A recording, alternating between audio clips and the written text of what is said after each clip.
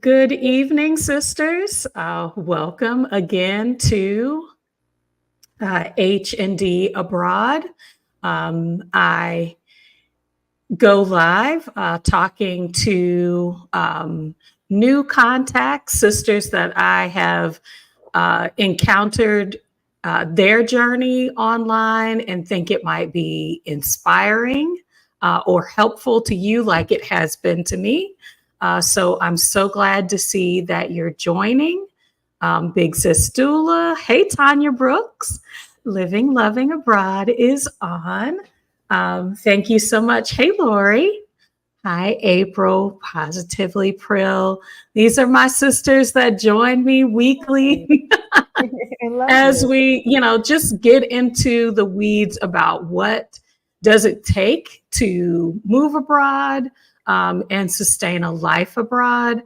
I am so honored to have witnessed Jasmine's journey over the last probably little over a year. My husband said, "You got to watch the Oh, Jazzy Nation. You got it." So he found you before I did. oh. And so he knows that I follow your journey because you talk about being a new mom. Yeah.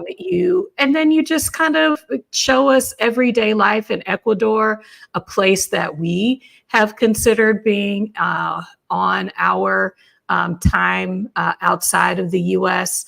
And then I definitely want to bring in some into our conversation today, some of the things that you have mentioned on your channel that I think would be helpful in our discussion today, especially when it comes to working from anywhere, um, balancing, just life and Mhm. what it means to be a business owner, but also just from the lens of being an expat. What does that mean to your process and how you approach your work? So we're going to go ahead and let Jasmine introduce herself and how we can find you on the Mhm. interwebs. Sure.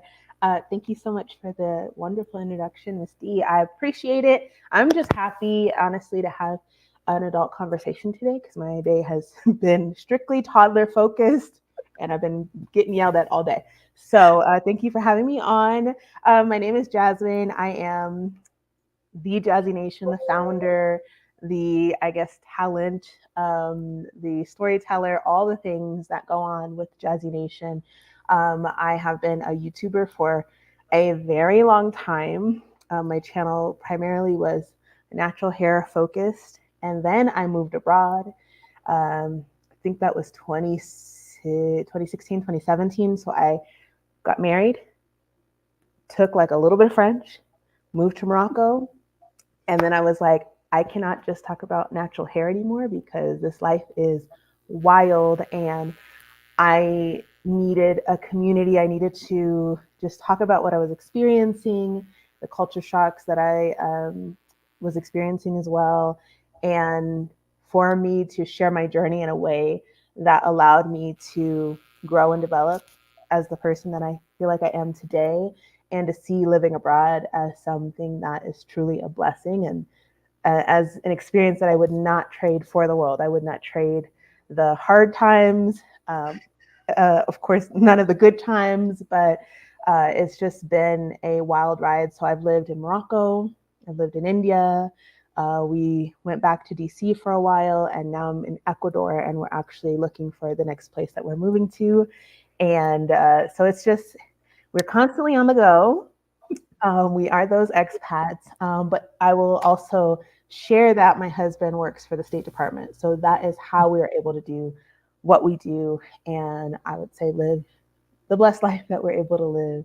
I'm actually really grateful for his career and then all the things that that has then afforded to me in terms of lifestyle, but also professional development and access as well. So, yeah, it's been a great ride. I arrived to Ecuador pregnant um, and had my son. People always ask this, so I'll just let you know I did not have my son in Ecuador, but I would have if he was not my first child. Mhm. I was highly encouraged to go back home, and I'm glad I did, because I did need the familial support in the end. But yeah, if we were having another baby, I would definitely do so abroad, because I feel like we've lived in some great places where the healthcare has been great, Mm-hmm. and that would be a choice that I think would be an easy one. Um, and then just in terms of life here, my child just turned 2. And so now we are embarking on 2 in life with uh, the developing toddler. So it's great. I think I'm so blessed to be able to have the opportunity to raise him abroad. Um, despite having the wonderful opportunity again to work for the State Department. Um, as a Black person, I do resonate with a lot of the fears that other Mm-hmm. people have when it comes to living abroad and education abroad for my child. And so I do find that, again, just a blessing to be able to do this life abroad and to do so with my family, and also raising my child in an environment that, yeah, that I really like. I really do like Ecuador. It's been a great journey so far. Wow. So I want you to unpack a little bit of your story. I want to say hello to Mm. Pisces Pratt, to Francis B, to LD, to Yvette Boone and Elise. Thank you all so much. A lot of my sisters are currently living abroad or Mm. are on their path. And to share your story, like, I'm pretty sure you weren't always an entrepreneur. I think some Mm. of, when we were getting ready for this talk, that you were sharing, a little bit about what you were doing before getting married, and before, Mhm. titling yourself a storyteller, an entrepreneur, a mother. What was that life like? Because we're going to be, kind of leading into what that transition looked like, because you don't just put one thing down and pick another thing up. So what did that path look like for you? It's so funny because it actually did feel like I was doing something and abruptly put something down because of the way that our lifestyle works. I worked with a really great organization, an organization that I still love dearly. And I would say that I was doing pretty well. There was a lot of upward mobility, things were just going so well. I was an educator, curriculum writer, coordinator, just did a whole bunch of really great stuff within the organization. And my husband proposed to me. My now husband proposed to me, and of course I said yes. So in a lot of ways, it was like choosing one thing that I really loved over something, which was my husband, who I dearly loved. Mhm. And he also just had a really great opportunity. He had been with the State Department maybe at that time for about a year and a half. He joined through an internship, and so he had been traveling and going through the internship in DC and then abroad. And then as he was doing all of that, let me know how wonderful the opportunity was, and that was something he wanted to pursue as a career. Mhm. And he let me know, okay, you know, proposal and everything, which was all beautiful. Okay, if we get married, this is what our life could look like. And he, of course, tried his best to explain what it was, but he was new to the Foreign Service as well. And so, you know, in doing so, my home state is my home state is Colorado, and I'm a Denverite. And so getting married and starting the whole process meant that I had to leave Denver. And truthfully, with that job, I was lucky that I was able to start traveling, which was really cool. I know a lot of people don't love travel for work, but I did. I was like, oh, I get to travel for work and got all these opportunities. And I'm so glad I did, because it sort of prepared me for the life that I was starting, because we then moved to DC, and he was actually in French training, you know, for a while. He had, I think it was like 7 months of French training. So he actually came back on a weekend, got married, and then flew back. That's just how crazy things are. He flew back. We got married on a Saturday. He flew back on that Monday. And then I was in DC, or I was in Denver trying to figure out the logistics of like packing my things up and moving out of the state. And then I got to DC and I took French for maybe a couple of months, which wasn't a lot, but I'm happy for what I got because it prepared me immensely for the way that I needed to communicate when I got to Morocco. So that's what I'm saying. Like a lot of it did feel like it was just abrupt stops of a lot of parts of my life. And I had to make decisions quickly, right? You know, do I want to get married? Yes or no? Okay, you get married. Do I want to move, to another state? Yes or no? Now, do I want to move to another country? Yes or no? So it's like it all just happened so fast, and it was quite overwhelming. I didn't know anybody who had ever done anything like that before, just the whole process and transition up until like now. Now it's very common, and it's a lot of what I talk about in my content. And it's not necessarily State Department focused. It's just focused mostly on transitions and what life can look like when things do stop, when things do change, and how to manage those things, how to manage them on your own through self-care and wellness practices, but also how to get therapy because it's important to speak to other people, or how to just join communities like this one and just get a better understanding of what life abroad is like, what life through transitions are like, and to also realize that you're not alone and that other people have gone through these experiences as well. So I think that is very important to note as well. Absolutely. Absolutely. I mean, that's a lot. Most of us who have gotten married are usually making a couple of those decisions, but that's a lot. And then being younger, and, just kind of trying to figure your life out. What I heard you saying when we were talking is becoming the kind of entrepreneur that you became really met a personal need, in addition to, maybe looking at, this could generate income, this could be, this could replace a lot of us are, kind of leaning into, what is our purpose, and, and not losing yourself, especially as a mother, especially as a new mother. Like, work can kind of help us to give balance.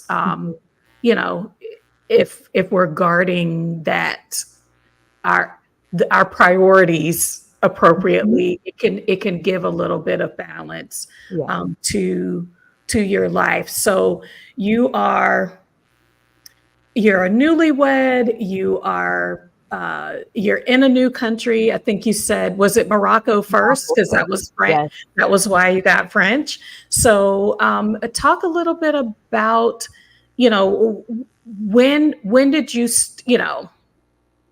when did you say, talking about hair, I really need to make a pivot? What did that look like? What preparation did you feel like, yes, I've uploaded videos before, but like now I want to share my life. That's a huge decision to make. Yes. I had dabbled a little bit in vlogging and things like that during the natural hair and beauty journey of my life.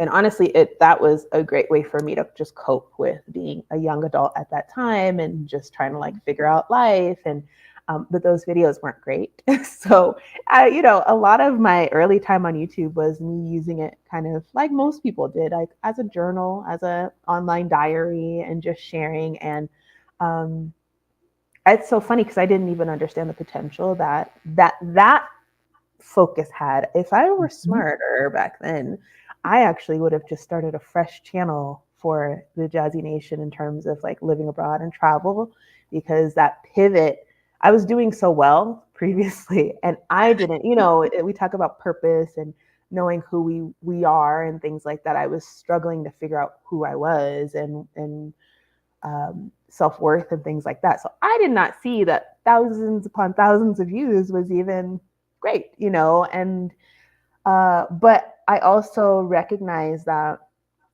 for me, I wasn't looking at the vanity of it all, obviously. Mm-hmm. I was, again, using it as a way to cope, a way to chat with people, a way to just express myself.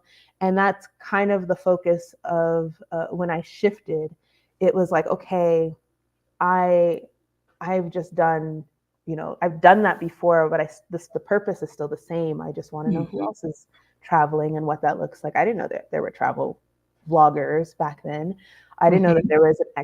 there were expat communities back then. I just was like, okay, I'm traveling here and, going there. So let me just upload these videos and just, like, again, continue to document. And it wasn't until people were sharing with me, oh, this is very helpful, or, oh, I also want to move abroad. And even in that, I never looked at it as a moneymaker. I moved to Morocco with a job already. I Mm-hmm. was an English teacher, English coordinator. I created my own English program for um, adults who are looking for upward mobility and professional development within their organization. And so that was my focus, and I really Mm-hmm. liked my job. And then it was like the YouTube part was just, well, let me share about the extra stuff that I'm doing and all the cool foods that I'm eating, which I still love to do to this day. Um, but I think for me, just in terms of career and entrepreneurship, I believe even now that if you can have like one foot in both areas, I think that's great, because entrepreneurship is so fickle. And, if we're looking at it in terms of just YouTube, of course, I didn't see it as a career. And then I started seeing ad revenue, and it was so inconsistent. If I wanted to make, if I wanted that to be my sole income, we would not, what bills would be paid? Ad revenue is not something that I recommend Preach that now, people, preach. yeah, you cannot That rely on AdSense revenue is not these going very, to fund your life. exactly. And so for me, it was nice. It was like a little bonus to have this AdSense revenue on top of my job. Mm-hmm. And then I moved to India, and I actually talk about this in my ebook. I with the culture shock and all the things I dealt with, I was lucky in a lot of ways. My job, the job that I got before moving abroad, kind of saved me from a lot of, I feel like, more mental struggles than I probably would have had. And it gave me a purpose. We're talking about purpose. It gave me something to look forward to. It made me get up out of bed at times. And I know that it's, I've been getting a lot of comments recently, just kind of about, privilege and the privilege of being able to move abroad. And so it's hard to share these sadder, more quote unquote negative aspects of my time abroad, With the reality but it's the of moving reality. abroad, Mhm. yeah.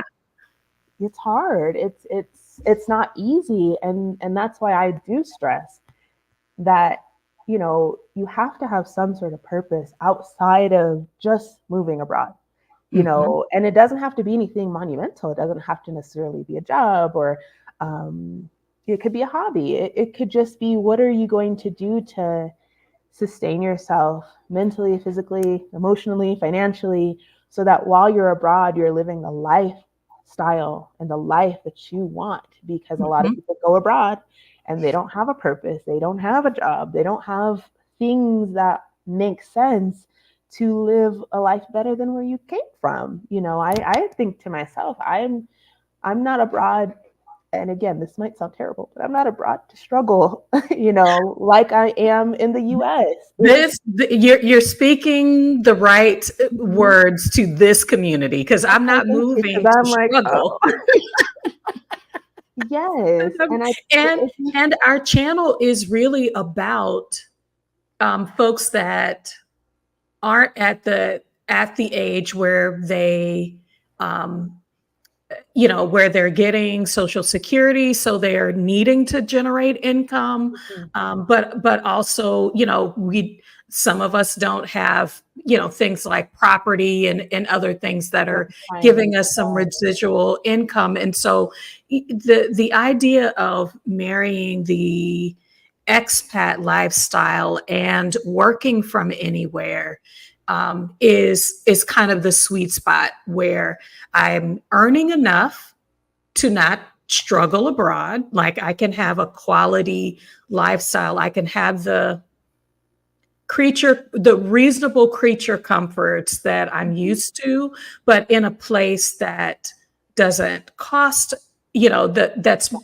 that has a reasonable cost of living, that's in a beautiful place where, I have access to food, fresh food, and just a culture that allows me to have not have work as the center of my life. Like others that I'm interacting with are looking for a better balance, instead of work dragging us, into longer hours so that we can afford the life that we're living.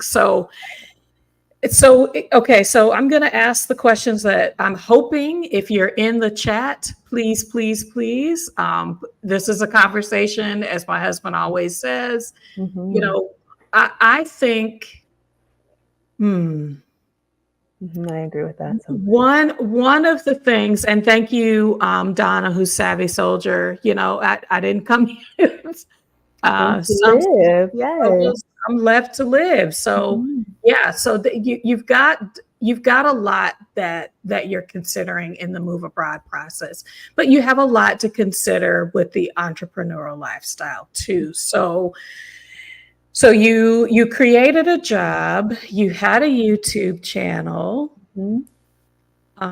It doesn't sound like what a lot of us are facing is, I don't have a toxic boss that, is driving me away from work. But I don't necessarily have this work is it? Maybe I should ask that. Is it providing a financial solution for you primarily? Is that how you started? I need a financial solution. I want my own money. What purpose did you see in the work if we're going to talk about what levers are there to motivate you as a beginner entrepreneur?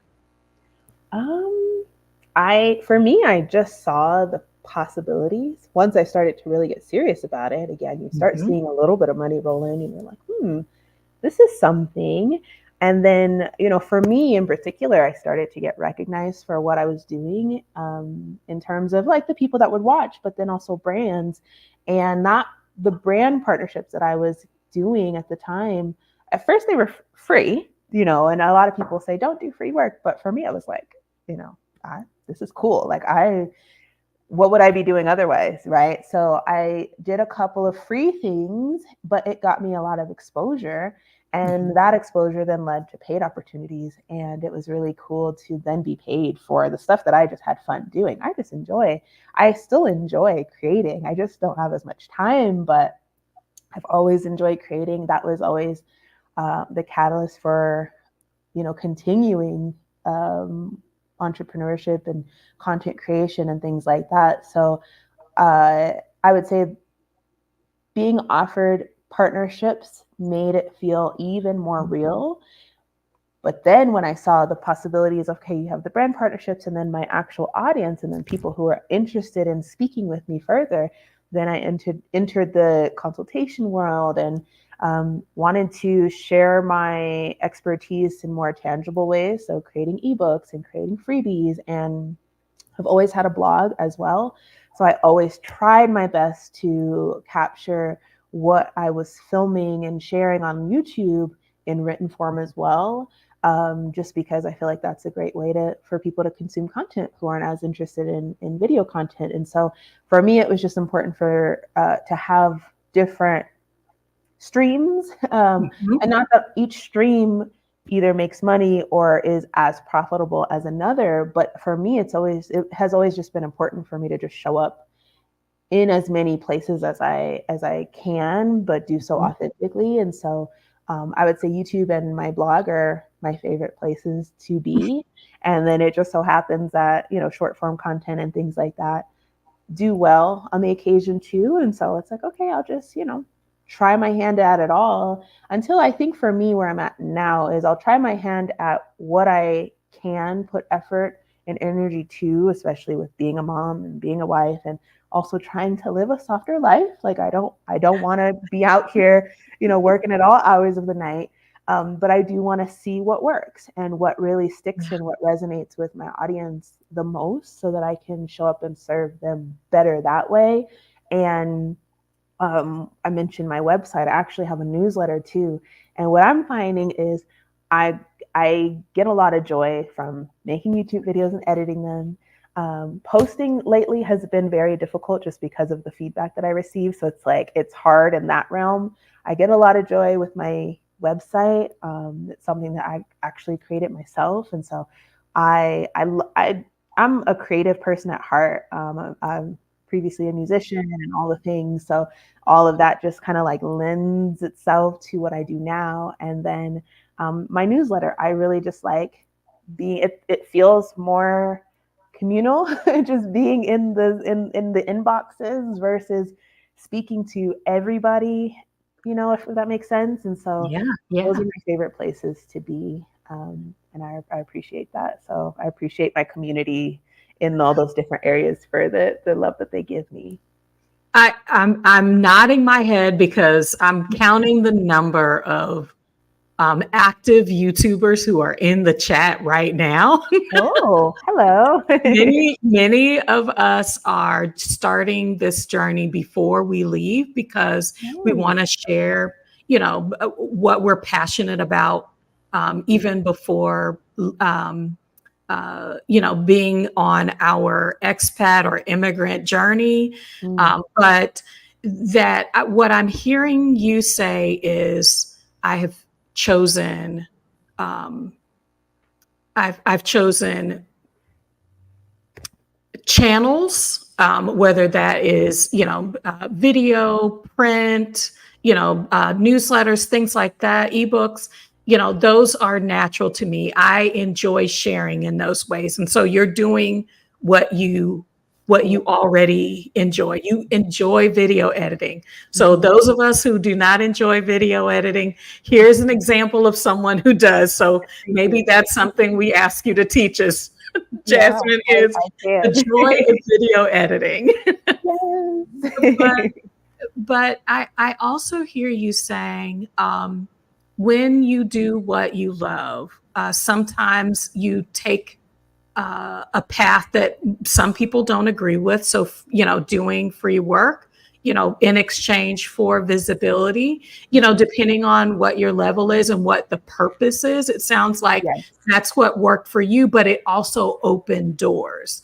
So when you're talking about brands opening doors and, kind of fueling your entrepreneurship journey, like, what can you share a little bit more of what that looked like? Like you said, I'm just sharing my everyday. Mm, What things do you feel like were a part of your everyday that you learned were of interest to your audience or to brands, if you don't mind sharing?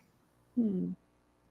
I would say what's interesting about that first free partnership that I did, and it was a partnership because I had to sign a contract and everything, Hmm. which I was thought that was interesting. But that is actually my longest term partnership today. And that video I did maybe 2017 or so, Hmm. and it's a partnership that I can reach out to them and say, hey, do you have work this month? Do you need some extra assistance on X amount of, projects or whatever? So I think that that's valuable in that way where for me, I never looked at myself as like, oh, I'm this YouTuber who has been doing X for, so long and I need to be paid this much. I think that's great. You have to know your worth. But I Hmm. think sometimes when you are just starting out, you want to kind of humble yourself a little bit and to think about the purpose. What is the purpose? And where what is the vision that you could see from doing something that is either unpaid but gives exposure or gifted? Um, and gives exposure, or just a lower offer than maybe you would typically want to take. But in terms of, you asked what is interesting, I guess, about my everyday life. Yeah, that they were interested in, that they reached out to you, or that you were able to say, hey, I do this thing. That's an interesting question, because I'll frame it like this. So before the pandemic, and before like George Floyd and all of the racial things that happened in the US, I was being asked about my content because I was a Black woman living abroad, a Black woman living in Morocco, and me and my identity, the identity that people identified with me as, was something that was interesting to them. And that was one of the videos that got picked up, was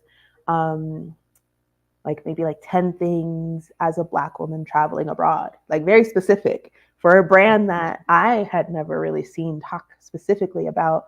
This is an experience of a Black woman abroad. And I think that is something that also resonates. And I mentioned 2020, excuse me, because I would say, of course, since then, like, my identity in that way is what has made brands gravitate in weirder ways, where it's more of a quota and a diversity and inclusion situation. So I'm really happy that I had the experiences I did before it kind of got muddy and you weren't really sure of the intentions, if it was more for, again, the quota situations, or if it was actually, if it, they were being authentic and actually wanting me. But now I do, in fact, see that, especially, when I do share content about myself and motherhood and my child, my Black child, and my husband is Black as well. Like, our identities are what brands are interested in. And again, it sounds weird. It sounds kind of icky at times, but I think when you know what their intentions are, I've turned down other opportunities because they felt icky. But I for me, it's important to know what the brand's intentions are with what they're asking me to do, and how that, how my identity will represent that on their side and on my side, but also what my intention is as well, and how that serves my audience. And I think for me, I'm still, even though I've been on YouTube for a while, I'm still trying to figure out, well, I know, but I'm trying to get more of my intended audience, the audience that I intend to have, gravitate to me as well. And so, because with the algorithms and different things like that, you get everybody, and it's hard, because sometimes, people comment some things and I want to say, this video is not intended for you. But because I'm going to ask about that in particular, because it's something you and I talked about.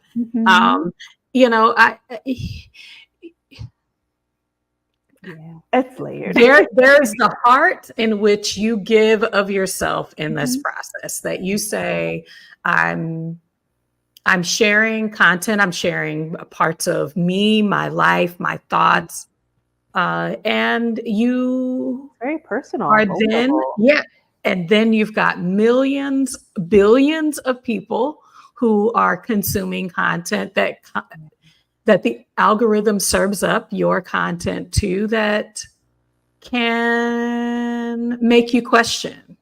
Oh yeah. Is this the right way? Is this the content?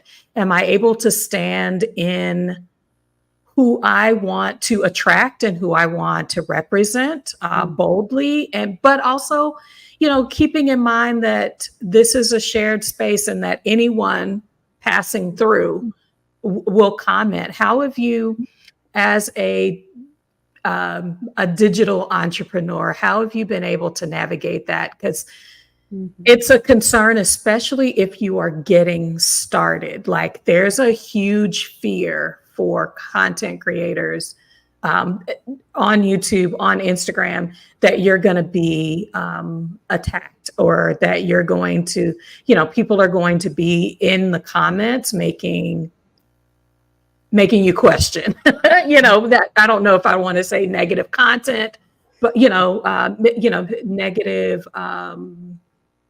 statements or things that you pull away from, come away from feeling that, that people are not receiving the energy and reciprocating it back to you in the same way? It all goes back to my intentions and who I'm making the content for.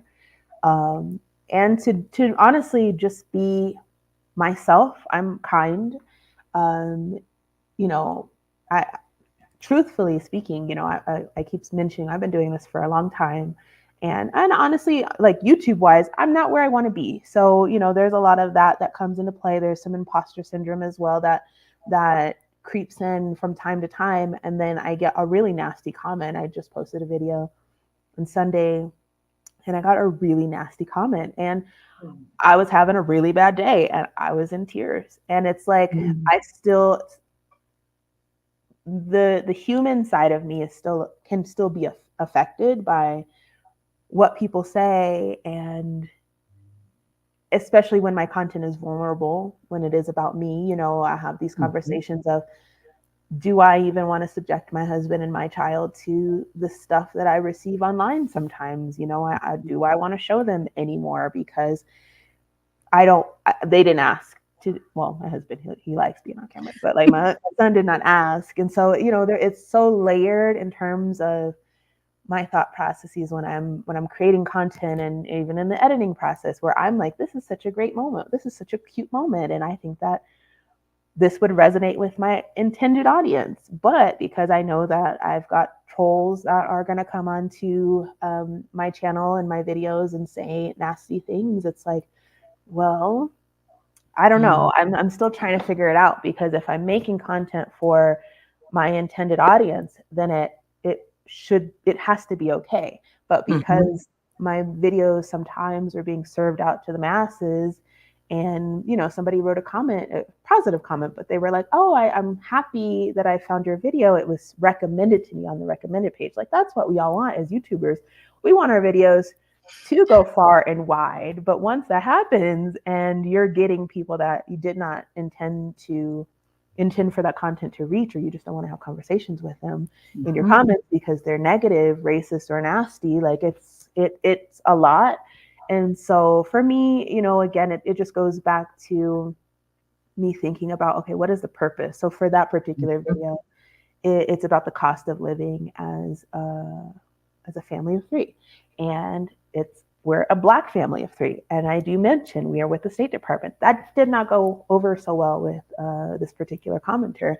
I had to, after I was affected by it, I was like, okay, this is crazy. Like, I know exactly who you are and why you would make that type of comment, and that it should not have, and it should not affect me the way that it did, and it shouldn't affect me moving forward. So it's like just putting on this lens of, okay, well, this wasn't meant for you, but I'm not going to write that in the comment. I really wanted to. I had this long, drawn out thing written to this person. Draft one, and then two. Yeah. And I deleted it. And truthfully, when I stopped to think about how I actually felt, I said, thank you for watching. I'm sorry that this wasn't the type of video that you this wasn't the video that you hoped to watch, but you watched it, and I appreciate you for stopping by, and thank you for your what did I say? Thank you for your opinion, or whatever. Yeah. I have to think to myself too, are some of these negative comments, are they valid in any way? And if they are, even in a sliver of a way, if there is a way that I can frame my content better to serve people, because that's ultimately what I want to do. I want to serve people. I want to, serve my community, though. I can take criticism. It might sting sometimes, especially if I'm having a bad day, but I think it's important for us to, again, look at the lens of why we created that particular video, why we created our channel. Like, everything has, its singular purpose and then your overarching purpose. And I think it's important to write that down somewhere, have it as a sticky note right above, right here, just so that as you're editing, stay focused. Yeah, you can focus. And a lot of it is like post and move on to the next one. And you'll learn as you continue to put out more content. And that's important too. I'm so thankful that you're willing to be transparent about it. It's happened to us, not as often as I thought, especially as we have dealt with some more sensitive topics when it comes to our move abroad journey. You know, our channel really centers, you know, what are all the decisions that you need to make? What are the processes that you want to put in, what we're putting in place to not only move, but to stay abroad as long as we want to, that sustainability aspect, and to have someone get in the comments and say, why haven't you moved already? And I was like, because it's not time. I mean, like, I initially kind of took offense to that. Like, shoot, I want to be gone too. But I was like, I could leave, but your comment isn't going to help me achieve the goals. And that's why they're not paying for you to move abroad. Like, exactly. I mean, to me, I get very granular about it. You're not paying for me to do X thing. You're, you know, people are just crazy and feel very entitled to who you are and the decisions that you want to make. And for me, it could be in terms of how I parent my child and why I have the type of couch I sit on to make videos. Like, it doesn't matter at the end of the day, because I have no stock in your life and you have none in mine. And for me, it's like, well, you're not the person that I'm talking to. Like, thank you for watching. Thank you for your feedback. That is exactly the standard response. Yeah, copy and paste. That's how I do it.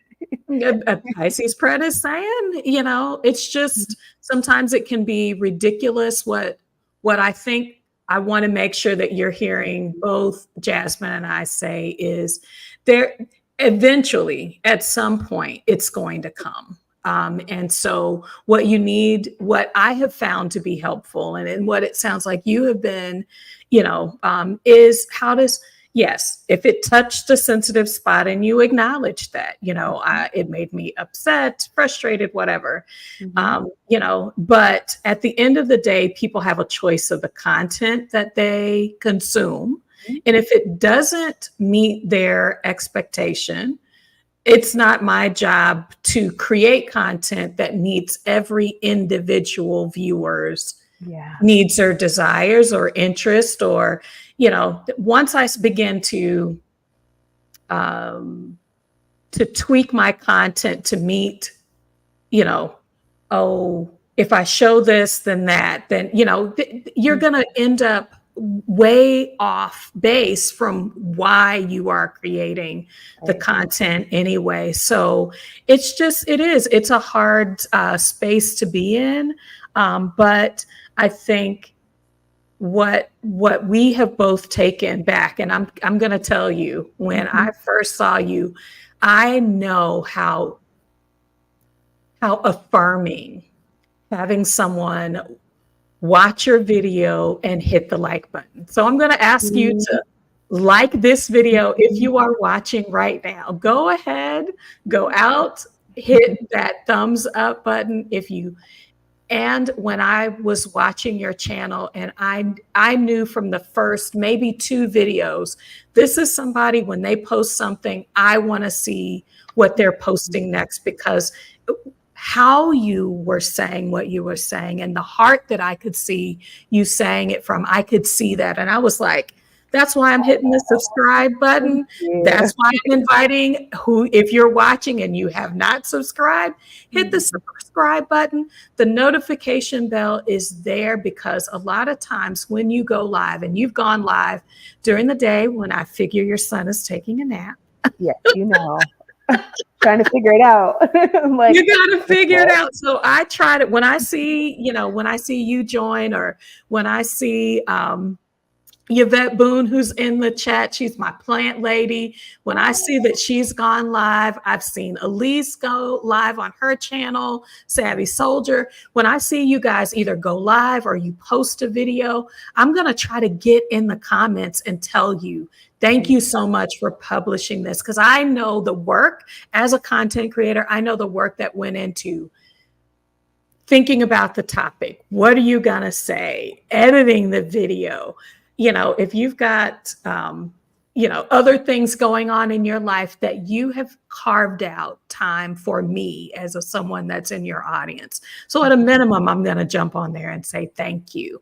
If you've got a newsletter, I'm going to say, hey, send it to me. I may have it stack up and I may have to read a couple of them in a row to catch up. But I know that this is how a piece of you is in the universe. And for good folk that I know that are doing this work, I want to affirm that in any way that I possibly can, to ask questions in the comments, because I know you're going to come back. She does. She comes right back. I do.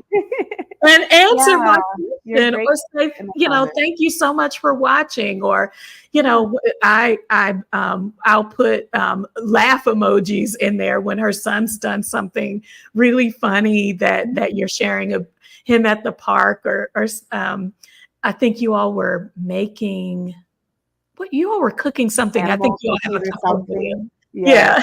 The animal crackers. I can't remember if it was you, but it was just so, I know what it takes. And if you're not a content creator, we're giving a little bit of a background of what it takes to be an entrepreneur, what is helpful to us. If you have ideas, for content that could be shared, that's what we're here for, because I'm in my head, you're in your head, you're thinking through what I want to create, content that does validate my why, but also is useful to my audience. So it is a two-way conversation. Sometimes you're going to get things that really may take you off base, that may throw you, as my mother says, throw you for a loop. But that is these are parts of the process. And one, y'all, that when I talked to Jasmine, I was like, you got to tell me, where did the short, I am an expat, not an immigrant. Oh, yeah. That's one that we get hit with on our channel. Why are you saying expat? There is a specific definition for what is an expat and what is an immigrant. And, people think that the reason why some of us don't use the word immigrant is because of the negative social context in which it is viewed in a lot of countries, especially in the current political environment. Who wants to say that they're an immigrant? But there's a reason why you make that distinction on your channel. Did you want to get into that a little bit here? Sure. Just for us, it's more professional. The purpose is more professional. We never, I don't know if this will be in the future or not, but so far we've never had plans to fully reside in a country. We're here and we're visiting, but we're in a country visiting specifically for work. We move with the job. And I think that is a distinction where, if we were to immigrate to somewhere, we would want to claim citizenship and residency and go through the processes that a citizen would, that somebody who wants to immigrate to a country would. And so for us, we still have our ties 100% to the United States. We're U.S. citizens living abroad, working abroad. And we have an address in the U.S. I do business with my address in the U.S. So, I mean, there are a lot of ties for us that are still within the United States. And I think that helps me make that distinction. It also, in terms of the video that you're talking about, I think I mentioned, I'm an immigrant and sometimes it's hard to make friends, because locals, especially, after about a couple of months, they realize, okay, I know that they're leaving soon. They're not here forever. Whereas if you immigrated to a country, they could potentially see long-term friendships with Right. you. And so there are a lot of different things, different nuances that go into for us being expats, and for me in particular being an expat. I didn't even know what an expat was until I moved to Morocco, and people were calling me an expat. Can you share about expat life in Morocco? And I'm like, what's an expat? And I looked it up. I was like, oh, that fits what I'm doing. And who knows, in the future, I could identify as something else. I think for me, just going through this journey, I have been just looking for how I do identify. Our lifestyle is very unique in that, I mentioned my husband is with the Foreign Service. We are with the Foreign Service, but my husband's job is with the Foreign Service, and mine is not. I have opportunities to work with the Foreign Service as well, but typically I'm also called a trailing spouse. I'm a wife, I'm a mother, I'm an entrepreneur, I'm all these different things, but at the core of who I am, I'm Jasmine. But it's hard online to figure out what you identify as, and figure out what to title a video, and to figure out all these different elements of life. And I hope it's okay for me to say this, it's just been on my mind. I don't know if other races get as harsh a criticism as at least I have, and you mentioned that you have received criticism for identifying as or using the term expats or expat, and I don't know why that is. It sometimes feels like I'm not allowed to be in privileged positions as a Black person, and then use terms like expat and use, like again, the cost of living video, and talk about what we pay for and what we don't pay for, and how we are afforded a lifestyle that is comfortable. It's like, I think a lot of the criticism comes to me because I am a Black woman, and I don't want to get all the way into it, but I don't see other people getting the criticism that I receive when it comes to the terms that I use, the type of topics that I cover, and different things like that. I just feel like it's unfair, but I also know that that's life. That is just the world that we live in, and people do in fact see color, especially when it comes to the topics that we cover. It's interesting that you have brought that forward, that expat is a term of privilege. And sometimes people decide who can use, who can be seen as that. And I'm not just talking about other ethnicities. I think sometimes even we say these things, within the Black community. Why are you not considering yourself an immigrant? And for me, I have defined expat as someone who does not intend to live in a place permanently. As you are describing, that those of us who consider bopping around, so we might spend 3 months or 6 months in a place, or even a year in a place, but not with the intent of living there permanently, as someone that would, like you said, seek residency somewhere where, if I did not renew my tourist visa, I would have to be here legally under a different auspices, like you said, residency or citizenship. So if I'm moving in a way that I'm still maybe a long-term tourist, I consider that an expat. if I've chosen a place and that is my place, and I travel for pleasure, I travel for pleasure to other places. I don't consider, I consider where I'm located, where my place of residence outside of my country of origin, that's when I consider myself an immigrant. And so that is the distinction. Now, on social media, it's totally different. I mean, if you're traveling, if you're traveling long term, the term that a lot of people put into the algorithm, put into the search window is expat. And so you can see that shorthand in the groups, expats in Spain. Exactly. These are people who many of them live there, but it's easy to find where people are that are immigrating from a new place to that place by using the word expat. So, but that is us being in the details because we are content creators.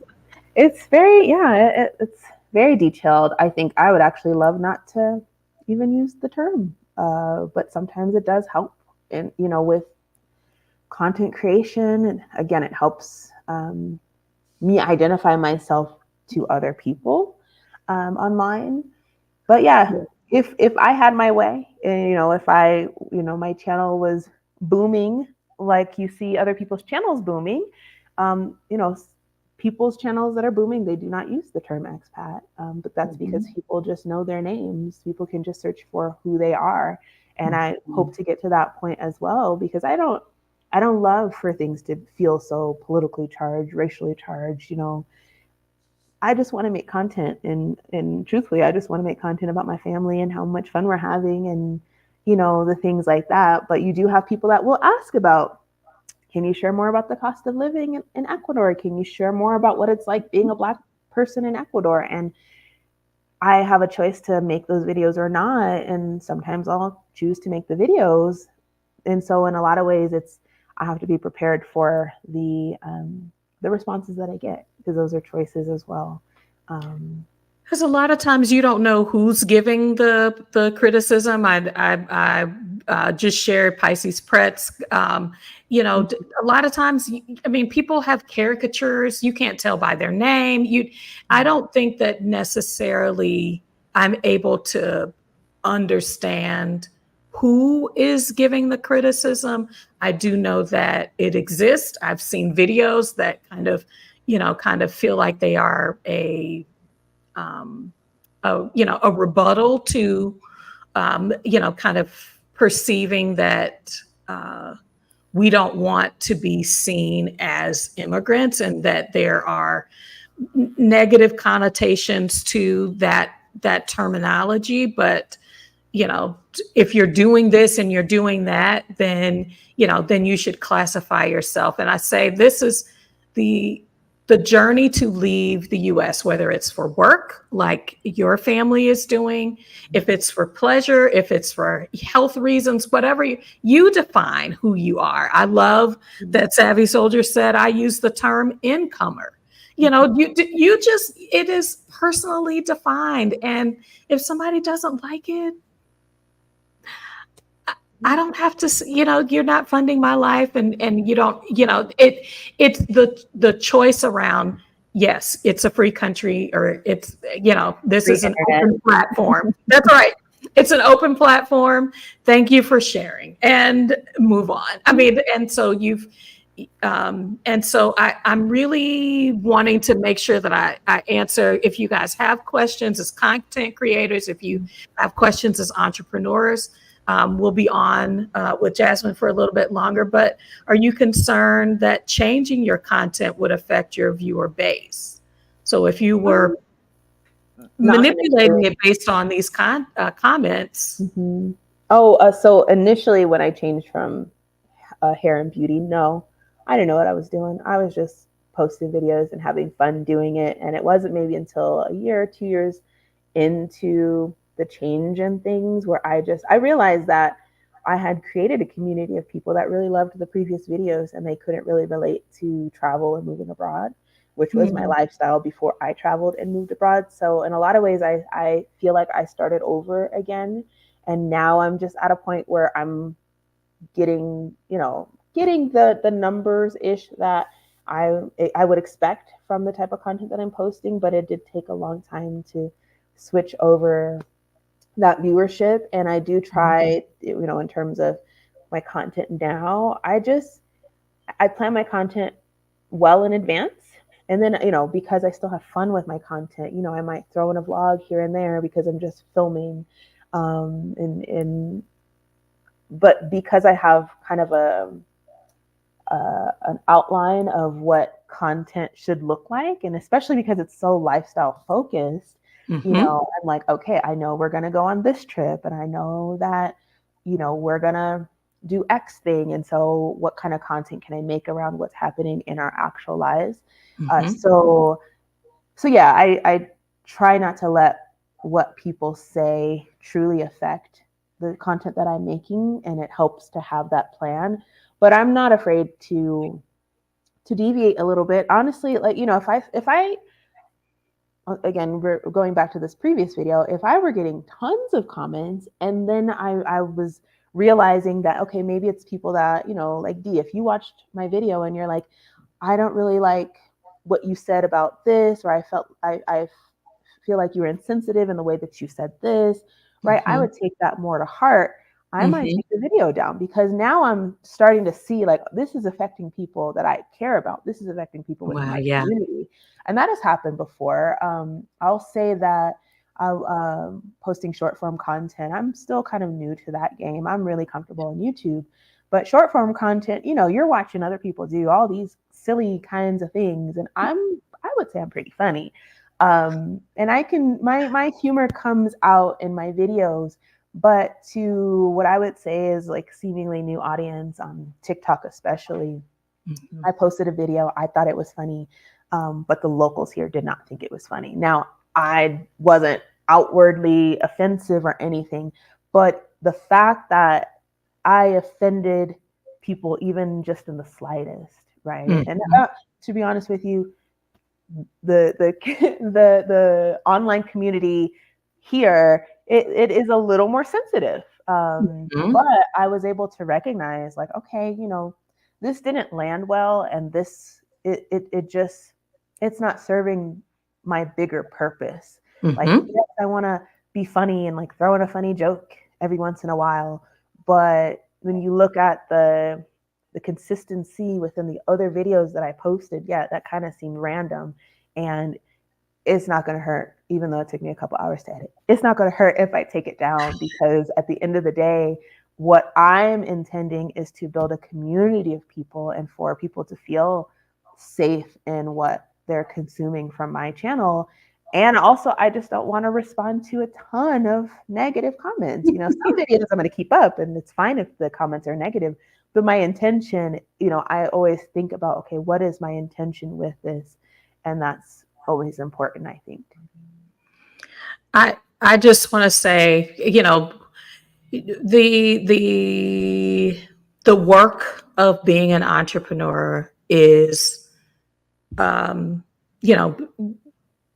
trying to reach your intended audience, creating content that enriches their understanding, or really gives them fuel for their journey, or ways to know that, oh, this could be a place. I mean, I'm older than you, and so my content is all about where can I go.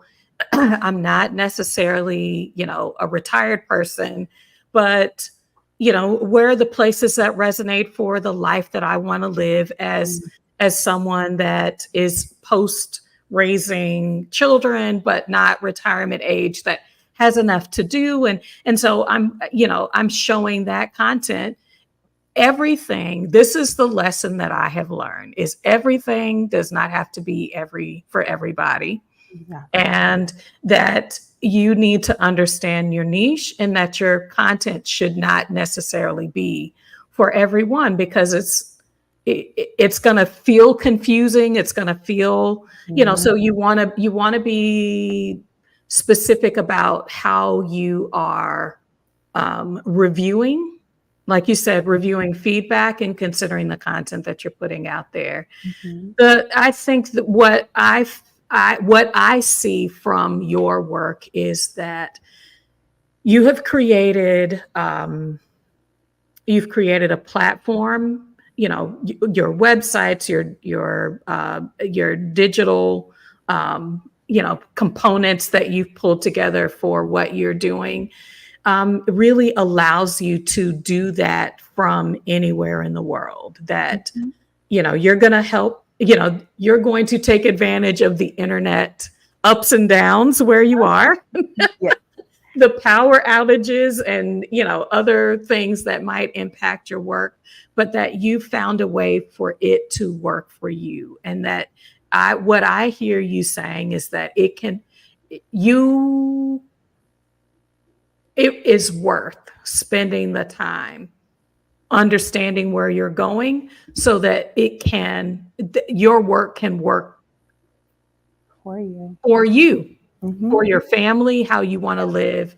And I'm really honored to have you share your journey with us. Thank you. Thank you for having me. This is really good. Um, if I could just add a few more things, I just want to say, we talked a lot about content creation, and I mentioned the different platforms that I'm on. I just want to stress that it is so important for you all out there looking to enter the entrepreneurial space, especially if you're moving abroad and want to take your work anywhere in the world, that you don't just focus on the content creation. Have some products that you're selling, and a website. I know websites cost, but I do believe like a website is more impactful, more important than even having a YouTube channel. And so just having different avenues that can provide you with different streams of income is very important. So we talked about working with brands, um, write an ebook. Anybody can do that about whatever the topic is that you are speaking about. Take one of your videos and turn that into an ebook, or it doesn't have to be like 40 some pages. You can do something short, like mini offers are good. There are just lots of different ways to monetize what you are passionate about and what you can actually work on.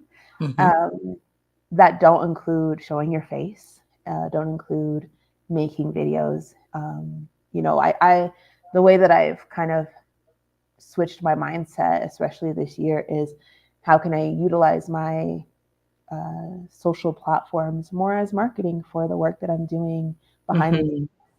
And I think that that's a good way to look at it, so that you're not bogged down by comments and so that you can live a more enjoyable life while you are abroad. That's, automation is like my new word of the month. Whatever you can automate so that you can go and Woo. have adventures. Freedom. Yes, Yeah, add a little bit of freedom. You yeah, utilize technology to make the process more seamless. I, Something that a friend said to me, she said, "I don't want to become my own toxic boss." And so this whole process, even though it can be beneficial, people are so excited to consume your content. It cannot consume you. So exactly. I want everybody to do exactly what Savvy Soldier has done. Thank She has you. subscribed to the Jazzy Nation.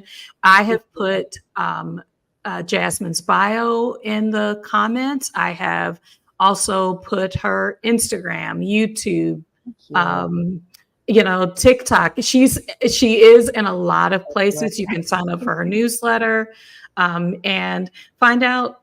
They're getting ready to. You all have been in Ecuador. I think you said 2 years, Almost and 3. Yeah. almost three. So they're getting ready to transition. If you want to know where she's going, I'd Stay go ahead and tuned. dial Oh in. yeah. I'd go ahead and dial in now because I know that wherever you land, you have done a beautiful job of showing us what what keto looks like, where these other beautiful places that you all have visited that are in Ecuador. There's so much